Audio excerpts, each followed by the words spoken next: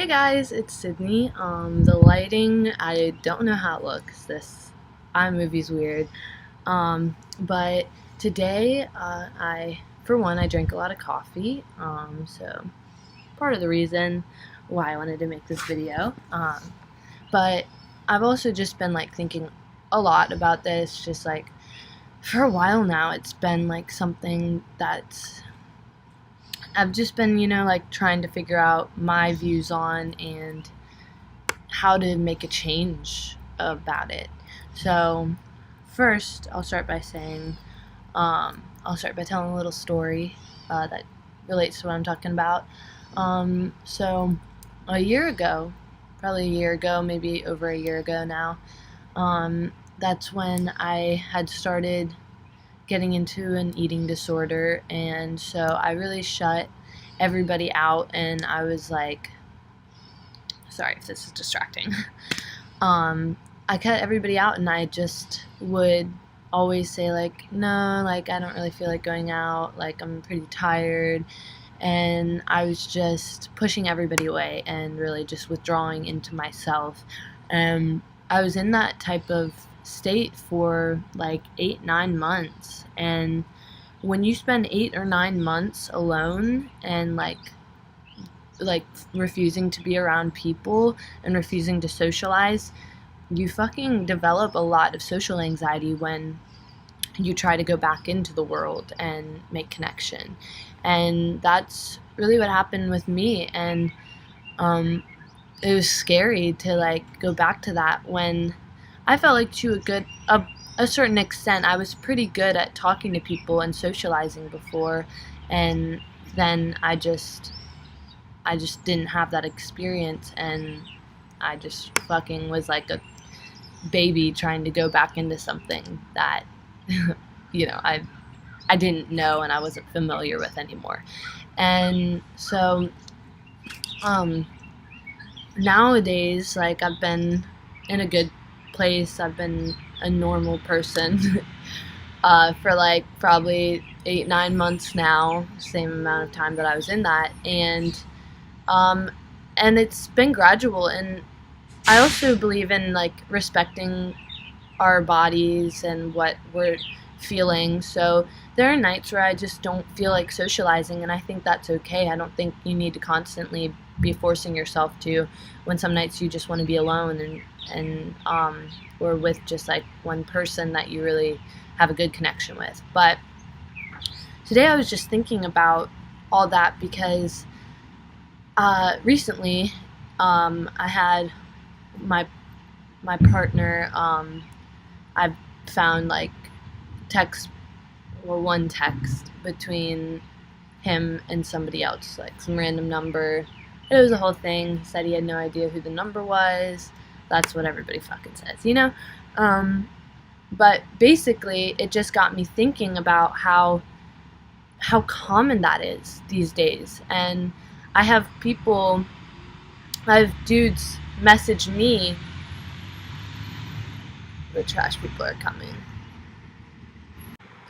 I get messages a lot, or Snapchats, like flirty selfies, dudes replying to my pictures saying like, complimenting me, whatever. And they're the same guys that are posting on their Instagram pictures of them with their girlfriends and being like, I love you so much, baby, And I'm not pointing fingers, I'm not trying to shame people, because there is a constant temptation to seek connection with others, because we have this platform where we can meet so many people all the time. Like, there's just constantly like people popping up, attractive people, like people that we wish that we could meet, in person. And they seem cool too because they put everything out that's just like all the good parts of their lives, all the good parts about them, and that's what we see. And then we see their face and we have this physical attraction to them, and we think like, oh fuck, like I could totally just talk to them on Instagram and my partner wouldn't know, and it's totally harmless because I'm not physically cheating on them. That is a totally understandable and like honestly expected. I don't know, I'm looking for a different word, but um, understandable is a good one. Like that's good reasoning. It's rational, and I've caught myself in it too. Like, and not going to the point of, like sexting or something, but just having flirty conversation with a dude that I think is attractive who lives in like LA, because we have common interests and I think he's attractive and it's like this new thing. And we always have this like desire to experience new things. And but it's also like it doesn't make it okay, because you have to have these boundaries, and you have to have open communication, which also goes back to the digital age where we don't really have that open communication, because we've just like spent all this time like texting, and like it's just not like it used to be. I wish I had a better explanation for that.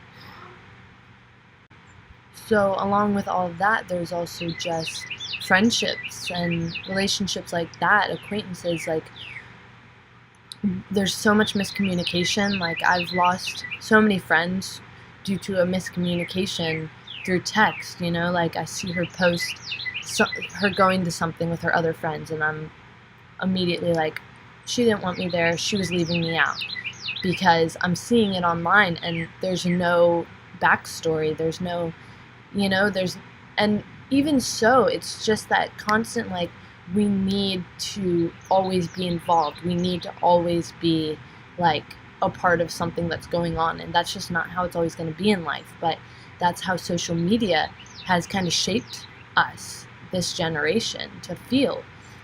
And it totally wasn't like that back in the day, where you weren't constantly updated, you weren't constantly seeing Instagram stories and Snapchat stories. Your friends did things with their other friends, or you did things with other people, and nobody really knew, and nobody needed to know, because it was just a part of life. It didn't need a backstory, it didn't need an explanation or an excuse. It's also super easy with technology for us to not respond to text messages if we don't want to do something, ghost people instead of telling them how we really feel, and do things and just not be honest. Like, if you made plans for Saturday night and then somebody else asks you to do something, you just send a text that says, hey, I'm not really feeling well, let's catch up again. And it's fucked up, and we all do it. Like, I'm not saying I don't do it, we all do that, but it's just made me like reflect a lot on this connection that's getting super messed up by our constant use of technology and access to technology. And I'm trying to work through how this can be fixed, because I had a flip phone for a while, and I felt so much more connected. Like, I was in New Orleans, and all I had, it wasn't like this flip phone. I didn't want to be texting all the time, it takes so long. So I was just in the moment with the people around me, and it gave me this desire to get to know more people, because I wanted that connection, because I didn't have it so readily available to me. So I needed to create it. So I talked to more people. I went to more things that I wouldn't usually get involved in, just to see, just so I could have that connection, because it's a human desire. We want connection. We're just looking for it in the wrong places these days, And so my challenge to myself right now is going to be to find that connection and to seek it out. And when I go out, not sticking to the people that are just next to me, and trying to branch out and start conversation with others. And I think it's going to come as a really big shock to people, because people are just really not used to that, and that's not how things have been going lately. But I think it's so important, and I'm really tired of the shallow connection. I'm tired of people not remembering my name because there's just so much distractions going on. I'm tired of feeling like I'm talking to people but not really getting to know them, and I just feel like this is happening because of technology, and I want to be somebody who's working to change that and trying to create more connection in this world. So I hope you guys challenge yourself the same, and let me know what you think about this video and what you want to change to have more connection. Thanks. Peace.